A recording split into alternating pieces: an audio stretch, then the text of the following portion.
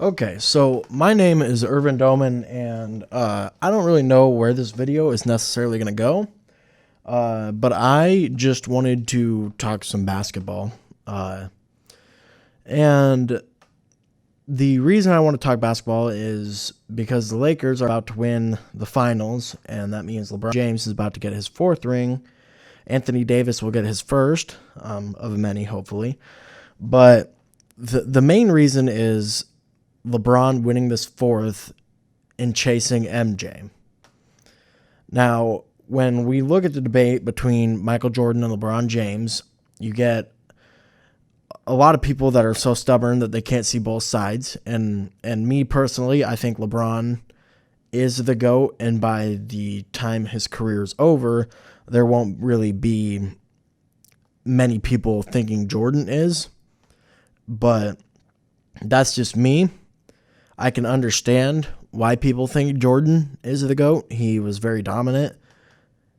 He was 6 for 6, didn't lose in the finals. But those same people that say he never lost in the finals and LeBron's lost in the finals fail to mention that he only got to the finals 6 times and he played 15 years. So what happened those other years? Oh, he got eliminated in the first round. Okay, so when we look at everything laid out, just, no biases, which is kind of hard because I'm kind of biased because I already think LeBron is the greatest. Statistically, LeBron dominates in everything. He's going to end up with more points. He's going to have more assists. He's going to have more rebounds, more steal. It's just, and you can attribute like rebounds and blocks to LeBron being such a bigger body person, but that's not all it comes down to. And it's tough to say that, if Michael Jordan was, 6'8", 6'9", like LeBron and 260 pounds, that he wouldn't be getting those numbers. But that's not LeBron's fault that he's that big, and it's not Jordan's fault that he was that small. And so that's just, statistically, LeBron's got him wiped. Okay? And when you look at who they've played in the finals, yes, you get the argument of, Jordan's the best because nobody won the finals when Jordan was at his peak. Like, Hakeem only won the finals with the Rockets when Jordan retired for the first time.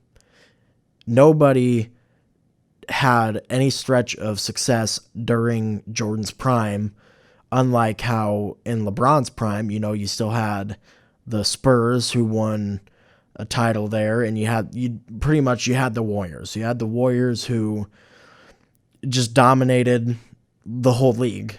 It wasn't just like a LeBron not being the best player in the league. It was that the Warriors, before they even had KD, they had Curry and Clay, and they had Draymond when Draymond was an efficient player and played great defense, and you had Iguodala. It was just a combination of two great players with a lot of very good players. But then when you throw KD in the mix, you get one of the top. He's going to finish top 10 all time. So you have one of the top 10 all time talents, along with Curry, who's the best shooter in the game, and you also had Clay, who was the best two-way player in the game at the time, in my opinion, because he played great defense. He could knock down a three. His mid-range is unmatched, unless you're talking like Kawhi. Kawhi's got a great mid-range game, but Clay when he's on fire, like you showed when he scored 37 points in a quarter, that's unmatched. I believe it was 37. I could be wrong, but I think it was 37.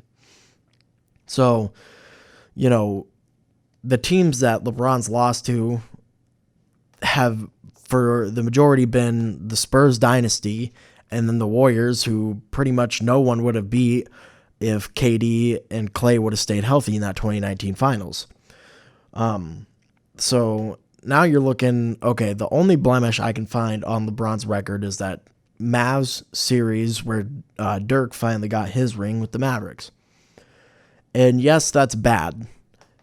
But his worst moment came in the finals when you look at Michael Jordan, nobody mentions, his moments of not even getting out of the first round and stuff like that. That's what bothers me the most, is because people can't look at it objectively. Like, yes, I will admit, it's factual that LeBron has lost. He's 3-6 in 9 finals, and hopefully he'll go 4-6 here. So he's lost 6 finals so far. Yes, but he's gotten to 10 while Jordan only got to 6. Why can't we, talk about these things on an even scale? And LeBron may not always be the most, assassin driven like Jordan or Kobe. He might not take that last shot the whole time, but you can't knock him when he gives up the ball to someone who is wide open. Like earlier in the year against Denver in the bubble, or no, this may have not in the bubble. This was not in the bubble. This was before the shutdown. But LeBron drove, and everyone crashed, as they should on LeBron. Like, LeBron's a freak of nature. Like, he's going to get fouled or he's going to make the layup. So everyone crashed in from the left side, the left wing, and LeBron dished out to wide open Anthony Davis. Now, Anthony Davis did miss the 3 to win the game, but he also was wide open. I can't blame LeBron for giving up that layup with 4 people around him when AD, who's a fairly decent big man when it comes, or fairly decent at shooting as a big man, is what I was trying to say. I can't knock him for that. That's the best basketball play you could have made, and he's a basketball player. He's not a one-trick pony. Like, I'm not saying Jordan was either. Jordan was not a one-trick pony. He had solid defense. He had a great mid-range game. He could finish. Some of those layups that he's finished, or crazy dunks that he's had, insane. But to say LeBron not taking a shot when somebody gets a way better shot is a flaw. That is illogical to me. It doesn't make sense.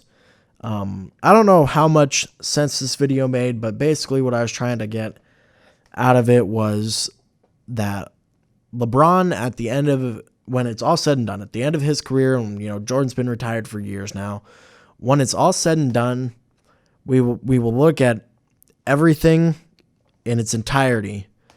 And I don't know how you say LeBron is not better than Jordan, especially since it looks like LeBron may get 6 championships, and then your only argument for Jordan being better is that he was perfect in his championships, which doesn't seem logical because he wasn't perfect in the playoffs. He wasn't, 11 of 11 or in the playoffs, or how many ever times the Bulls made the playoffs with him. He lost in the first round a couple times without Scottie Pippen. It's just certain things like that. But I don't know. This was my first video talking about this, and we'll see where it goes from here. If you guys like it, just hit the like button, and let me know if you want some more.